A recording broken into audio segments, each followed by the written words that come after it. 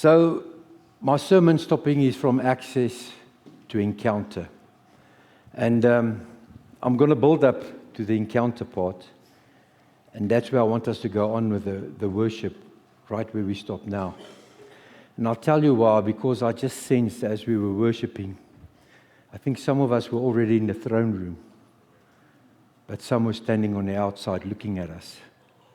And they can see it, but they're not there yet.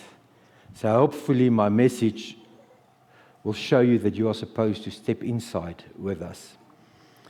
So just a review, those of you who can remember, and those of you who are here for the first time. The last couple of weeks we did the tabernacle of Moses, the way the tabernacle was used in the desert by Israel, and the way that the Lord built it is so specific. When we first started with this, I thought this is Old Testament and we New Testament. But the moment you start going into it, from the first time we started, Pastor Gerard with the gate, we went on to the bronze altar, to the lever, to the showbreads, to the lampstand, to the altar of essence. If you just really look at it, you see Jesus in everything. I'm not even talking about the altar of His presence where I'm going to now. It was just so amazing because the way I think is, here these Jews called the Israelites traveling through the desert, and if I'm correct, they're scared of God because they were supposed to meet God and they were going to meet Him at the mountain, and then they said, Moses, it's better you meet with God. We don't want to meet with Him because it's scary. And it is scary because the idea that if you have any sinful nature in you, if you are sinful and you stand in the presence of God, you'll die. You will not make it. So the Lord said, I want you to build me this tabernacle. The measurements is so precise, it's profound. How they did it in those days. And they didn't know Jesus was coming. They didn't know it. They don't know what we know now. They didn't have the Holy Spirit with them then like we have it now. But then they built it. And everything, every single, from the gate, it shows Jesus is the way. He was the perfect sacrifice. His blood was poured out for us. He washes us so we can go into the holy place. The showbreads are there. We can share His body every time we take communion. That's His word. That's His promise. Then we have the lampstand there. He is the light of the world.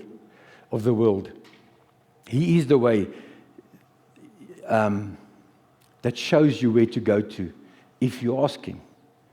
I testified the other day. I said, I still remember when I read Psalm 23. I mean, I grew up in all types of churches. Every church, I think. I grew up basically Romans Catholic, and then when I went to school, went to church with my friends. But I knew Psalm 23, the Lord is my shepherd. And we sang it in the NG Kerk. We used to sing it. It was one of my favorite songs. So I could actually just stand there and tell you, the Lord is my shepherd, I shall not want. And just go on. And then I was born again. And I was baptized. And I was baptized with the Holy Spirit. And one night, me and Lizelle were at home, and I opened up my Bible, and I didn't know what to read. So I thought, let's read Psalm 23. And I started crying. It's the most amazing psalm ever written. I couldn't believe. I thought my Bible changed. I thought, what's happening here? Because I know this, but the meaning is not the same. And so it should be in your life.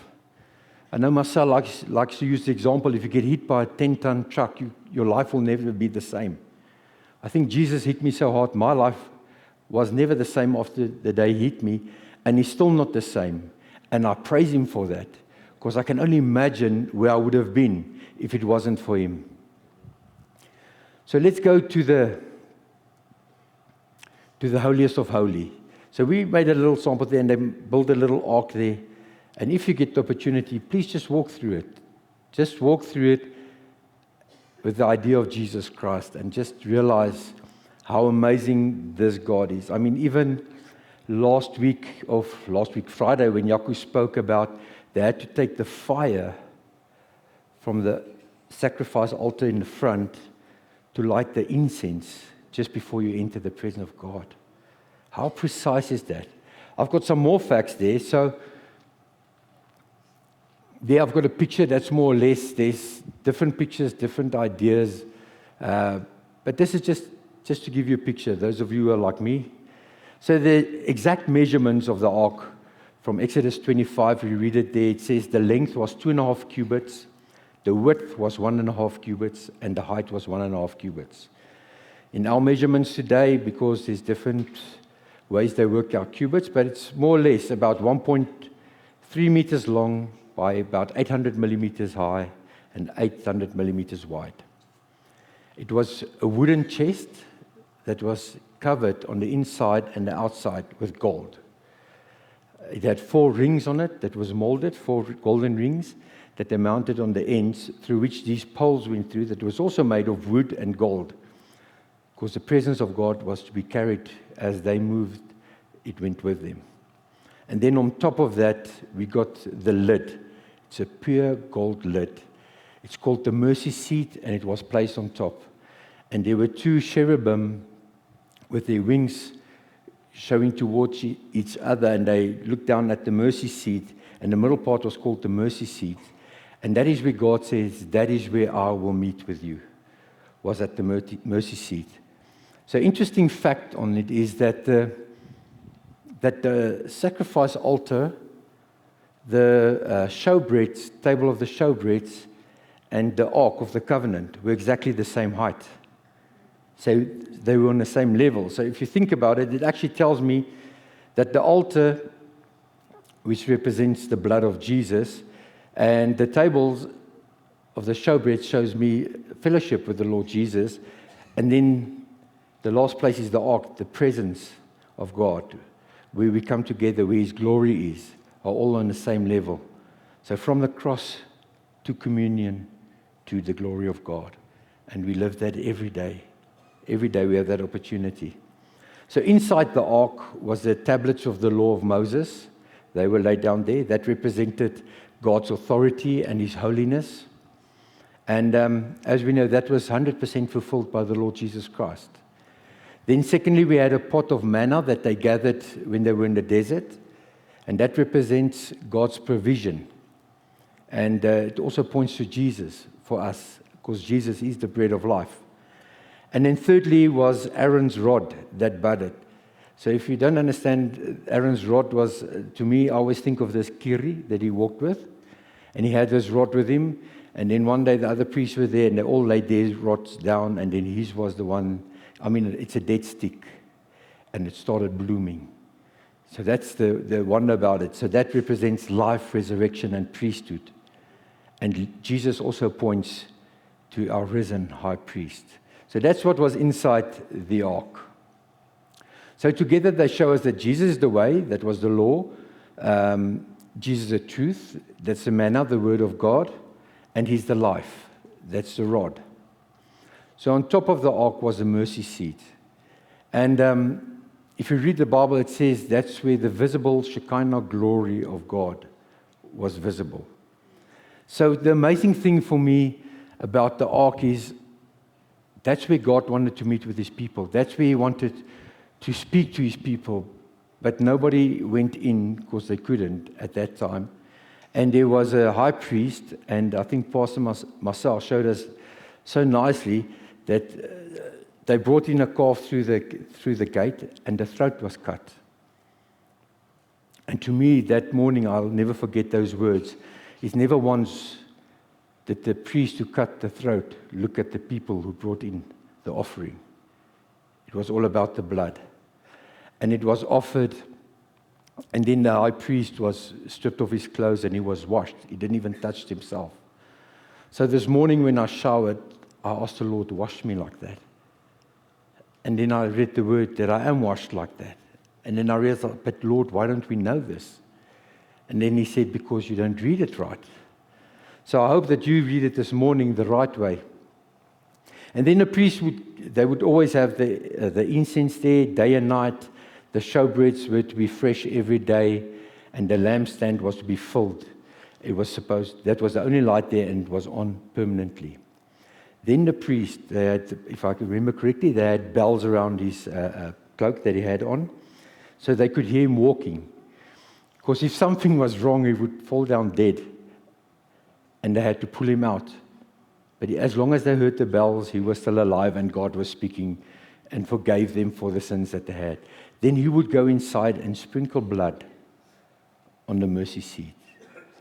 And to me, that just showed me that those two cherubim standing on the top there is God the Father, God the Holy Spirit, looking at the blood of Jesus Christ and forgiving our sins and opening a way for us. So this ark is the only way where God was meeting the people. That was where you could get His presence. And the whole truth about it is that you cannot approach God without the blood. Even us today. It's not about us. It has to be about the blood. In Exodus 25 it says, "There I will meet with you and I will speak with you from above the mercy seat." So imagine being the priest, being there. And then I think back to Moses. Moses spoke to God like a friend. And how we have that opportunity every day.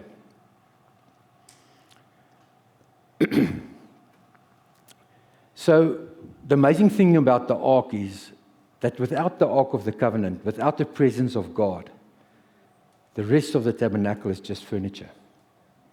It's nothing. It's the same with us as a church.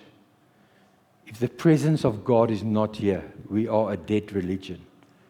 That's why we need Him so much. That's why we love Him, because He's a living God. He's here. He's personal. He wants to speak to everybody. But in those days, there was a problem. There was a veil. So I just have this picture there of the veil, and it was a thick curtain separating man from God's presence. And no one could enter freely into there. Only one man, once a year, with the blood. That was it. Isaiah 59 verse 2 says, "Your iniquities have separated you from God." So it goes all the way back. So to think that the moment that when Adam and Eve sinned, we got separated from God, and God has been, in my words, on this mission to restore us.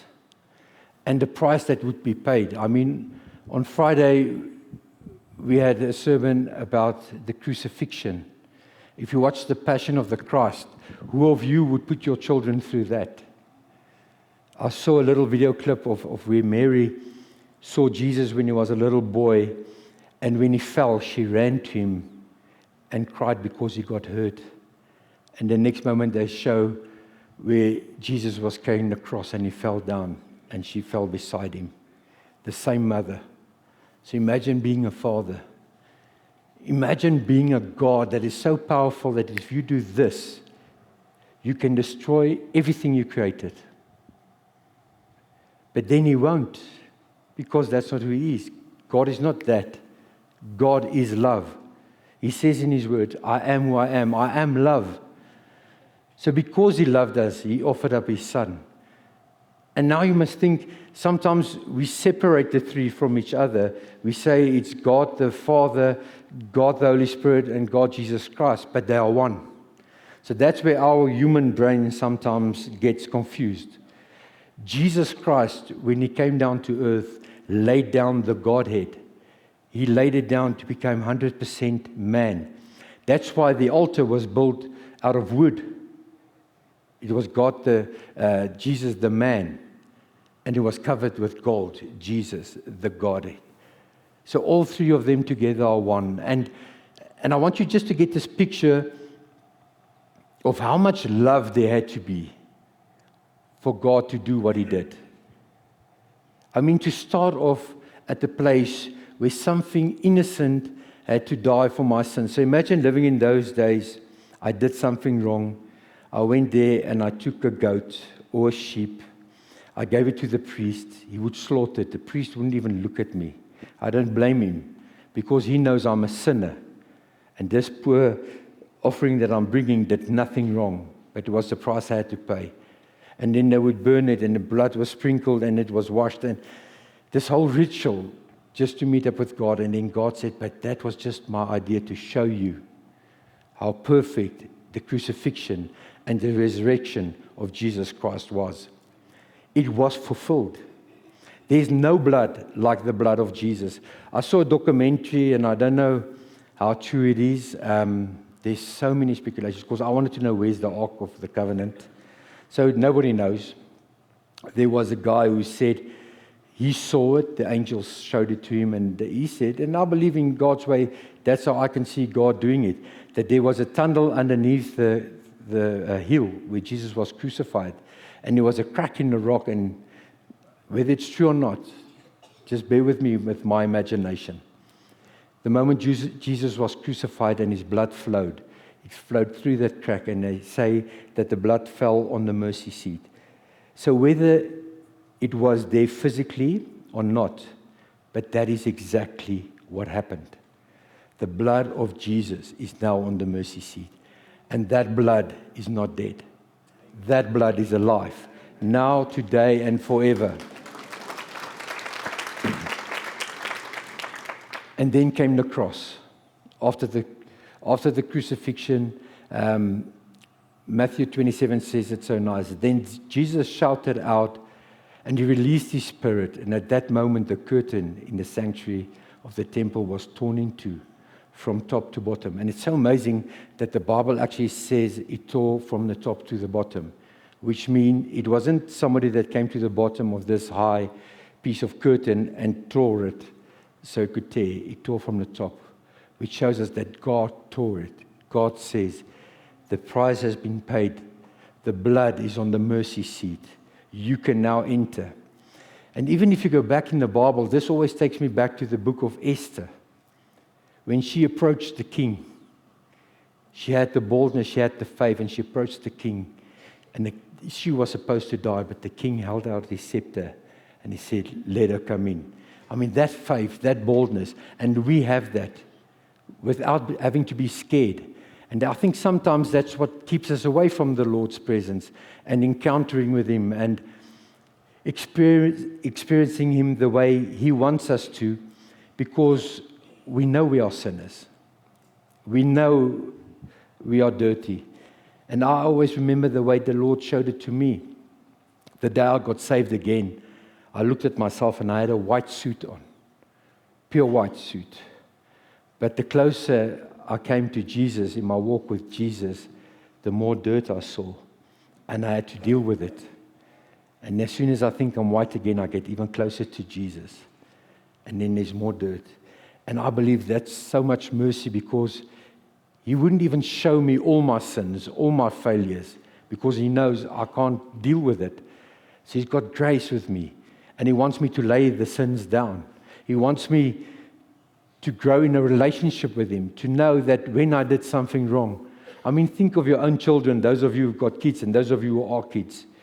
When you do something wrong and you go to your parents, they don't say, no, you sinned against me, go to jail. You didn't do your homework, no more school to you, we're just going to lock you up in your room forever and ever. Or you were nasty to somebody. You don't. As a parent, you have this love for your child, and you still invite him in. And as a child, you know that no matter what you did wrong, your parents are always your parents. And the same with God the Father. No matter what you do wrong, He is still your Heavenly Father. He still wants you to come in. He wants you to come and tell Him and say, this is what I did wrong. He wants you to be like the story of the prodigal son. He wants you to come in and say, here I am, I sinned, I messed up. Remember, the prodigal son, the moment he lived in sin and he fell away, never stopped him from being a son. When he came back, it wasn't like, who's this strange guy? Now I have to adopt him again. The father ran to him with open arms and greeted him and kissed him and gave him a ring and said, this is my son. So Jesus became everything for us. The sacrifice, the high priest, and the way. And through His body, the veil was removed and access is granted. So resurrection is a living access. You see, today we celebrate what it says in John 11:25. It says, I am the resurrection and I am the life. In John 14 it says, because I live, you live. We just sang it. Because you live, we live. So the cross gave you access, but the resurrection gave you living access. It's a never-ending access. It's always there. So we can go into the throne room. We can go into the holiest of holy every day, not fearfully, not at a distance, but we can do it boldly. But there's a challenge. And I want to give you a little illustration. This is so nice to me. Imagine I invite you to my house. Say, this is my house. This is the door. And I open up the door. And I say, Gerard, you are welcome. You are welcome inside here to spend time with us and do whatever it is. But you never step in. The door's open. You're standing on the outside. You can hear the voices of people speaking, but you're not part of it. You can see what's happening inside, but you're not a part of it. You're still on the outside. It's like a fire. I can put up a picture of fire here, and you can study that fire. You can look at the fire, but whatever you do, you will never feel the warmth of that fire. You need a real fire. You can be in this church and worship and lift up your hands and not really be earnest about stepping in. So you're looking at the outside. We had this one situation where we had this guy and he would worship, and we felt like he was in the throne room and we standing in the window looking at him. And the Lord just showed me that that's what you are doing. The door is open. Don't stand on the outside. When the worship team is worshiping, they will go into the holiest of holy every Sunday morning. Every time they practice. Every time when you are here on a Sunday, you are invited in. We put a veil there at the door. So just in case you don't know it, you entered into the holiest of holies this morning. And you are still here. Because of His grace, because of His blood. Sorry. Forgive me for that. So the problem is not a closed door, it's an unentered one. We have to enter into the door. God is calling you not just to know about Him. He wants you to experience Him. He wants you to encounter Him. Not from the outer court, but on the inside. To be right there where He is. So I want to ask the worship team, don't you guys just want to come back for us, please?